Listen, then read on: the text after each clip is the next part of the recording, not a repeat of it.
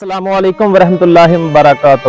آج کی میری ویڈیو ان لوگوں کے نام جو سادات کا احترام نہیں کرتے بلکہ سادات کو گالیاں نکالتے ہیں۔ امام شافعی رضی اللہ تعالی عنہ فرماتے ہیں کہ اے اہل بیت، تمہاری شان اور تمہاری عظمت اور تمہاری مکانت کے لیے یہی بات کافی ہے کہ جو تم پر درود نہیں پڑتا اس کی نماز نہیں ہو۔ سلطان الفقر حرسہی سلطان باہو سادات اکرام کا بہت زیادہ احترام فرمایا کرتے تھے۔ جب بھی سید زادے کا نام آتا تو آپ بہت زیادہ دل سے احترام کرتے۔ آپ کے حلقہ ارادت میں بہت زیادہ سادات اکرام کی تعداد تھی۔ آپ رحم اللہ ان کا بھی کسی طرح احترام فرماتے۔ رسول اللہ صلی اللہ علیہ وآلہ وسلم نے ارشاد فرمایا کہ میری اولاد کے نیک لوگوں کی عزت اللہ کی خاطر کرو، اور جو میری اولاد میں سے جو بد لوگ ہیں نا ان کی عزت مجھ رسول اللہ کی وجہ سے کرو۔ سید بدر اسلام گیلانی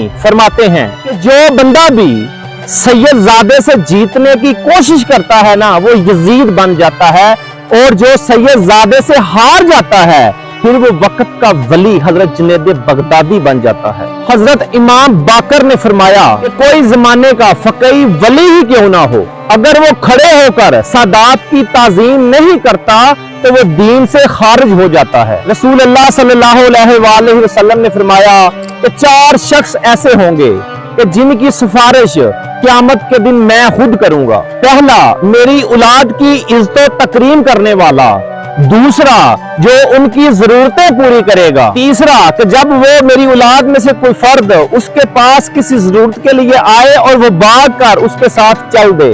چوتھا، دلوں زبان کے ساتھ ان کے ساتھ محبت کرنے والا۔ رسول اللہ صلی اللہ علیہ وآلہ وسلم نے فرمایا کہ جس نے میری اولاد کو دیکھا اور وہ تعظیم کے لیے کھڑا نہ ہوا تو اللہ تبارک و تعالی اس کو 3 قسم کی آزمائشوں میں ڈال دے گا۔ پہلا یہ کہ وہ دنیا سے بے ایمان جائے گا۔ دوسرا، وہ اللہ تبارک و تعالی اسے فخر و تکبر میں مبتلا کر دے گا۔ تیسری آزمائش یہ کہ وہ دنیا سے جب جائے گا تو مردود ہو کر جائے گا۔